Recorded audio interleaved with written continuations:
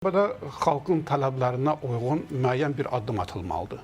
İqtisadi sahədə müəyyən addım atılmalıdır və xalqı sakitləşdirməlidir. İctimai siyasi sabitlik əldə olunmadan digər mübarizələrin heç biri əhəmiyyətli deyil, effektivsizdir. Və bu baxımdan Qalibafın səsləndirdiyi fikirlərinə nail olunması üçün İranın ali liderləri çıxıb xalqa müraciət etməlidir və onların tələblərini qəbul edəcəyi ilə bağlı, əgər onların nümayəndələri varsa, nümayəndələrlə bir danışıqlar aparmalıdır və xalqı sakitləşdirməlidir. Əks halda isə nə baş verəcək? Yenə də ordu yeridiləcək, müəyyən qədər orada qırğınlar yenə olacaq, insanlar öləcəklər və xalq da sakitləşəcək. Çünki kənardan müdaxilə eləmək üçün təkcə çağırışlar kifayət deyil. Burada həm də ki, onu da biz qeyd etməliyik, kənardan müdaxilə üçün İran heç də Venezuela ilə müqayisə etmək də düzgün deyil. İranın kifayət qədər hərbi gücü var və bu 12 günlük İsrail-İran müharibəsində də biz onu müşahidə etdik. Və bu baxımdan İrana birbaşa müdaxilə olunmaq ehtimalları da çox aşağıdır.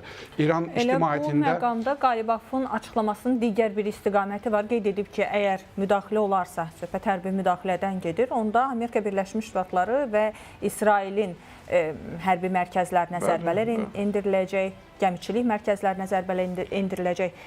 İranın hazırda belə bir gücü varmı? Var. Zərbələr endirsin. Raketlə zərbə Çünki gücü var. az öncə özünüz də qeyd etdiniz, 12 günlük müharibə təcrübəsi də var. Bəli, İranın o müharibədən keçən dövr ərzində də İran müəyyən qədər o raket sənayesini gücünü qoruyub saxlaya bilib, yəni o sərf etdiyi raketlərin yerinə müəyyən qədər də yerləşdirə, istehsal edə bilmişdir. Və bu baxımdan tam mübarizə olmasa da müəyyən qədər hədəfləri seçib hədəflərə hücum etmək imkanına İran malikdir. İranın raketləri var.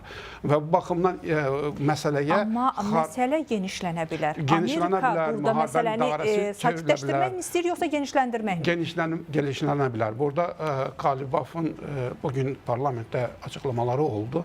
Yəni onlar növbədən kənar bir iclas çağırıblar və orada baş verən hadisələrlə bağlı deputatlar fikirlər ifadə edib. O fikirlər fikirlərdə əsasən Amerikaya ölüm şüarını səsləndiriblər. Bu da çox maraqlıdır. Bəli, çox Çünki maraqlıdır. biz deyirik, iqtisadi məsələdən başlamaq lazımdır. Burada xalqın tələblərindən daha çox biz görürük ki, xalq elə parlamentdə təmsil olunan nümayəndələr bir araya qalxıb və Amerikaya ölüm şüarı səsləndiriblər.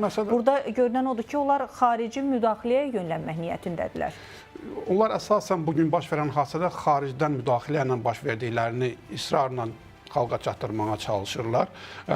Düzdür, İranın iqtisadi vəziyyəti də heç də yaxşı deyil və o yaxşı olmamasının da kökündə sanksiyaların altında olması, əsasən ixrac etdiyi neft gəlirlərin lazımi istiqamətə yönləndirilməməsinin üzündən baş verib və bu aksiyaların da 14 gün əvvəl başlanmasının kökündə də İranın milli valyutasının kəskin ucuzlaşması və malların qiymətlərinin kəskin bağlaşması dayanmışdır və ondan bu etiraz aksiyaları başlamışdır və bugün parlamentdə səsləndirilən fikirlərdə də eyni ilə xaricdən olunan çağırışlar və hər hansı bir müdaxilə olunarsa İranın da susub üstündən keçməyəcəyi ilə bağlı fikirlər ifadə olundu və orada Amerika Birləşmiş Ştatlarının da yaxın şərqdə kifayət qədər bazaları var və İran həmin bazalara hədəf ala bilər və raketlərlə həmin bazalar. Biz bunu İsrail-İran müharibəsi zamanında görmüşdük və o vaxtı Qətərdə olan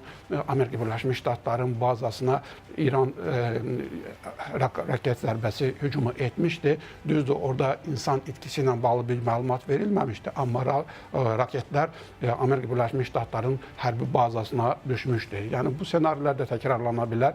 Çünki bugünkü İrandakı hakimiyyətin artıq itirəcəyi bir şey yoxdur və onların əsas vəzifəsi öz vəzifələrini, öz hakimiyyəti rejimini qoruyub saxlamalıdır. Bunun üçün hər bir vasitədən istifadə edə bilərlər. Və bu baxımdan xarici müdaxilə ilə bağlı çağırışlar edənlər də İrandan belə bir gözləntiləri var ki, onlar birbaşa müdaxilə etmirlər və onun üzərində düşündüklərini, hələ də ehtiyatla davrandıqlarını bildirirlər.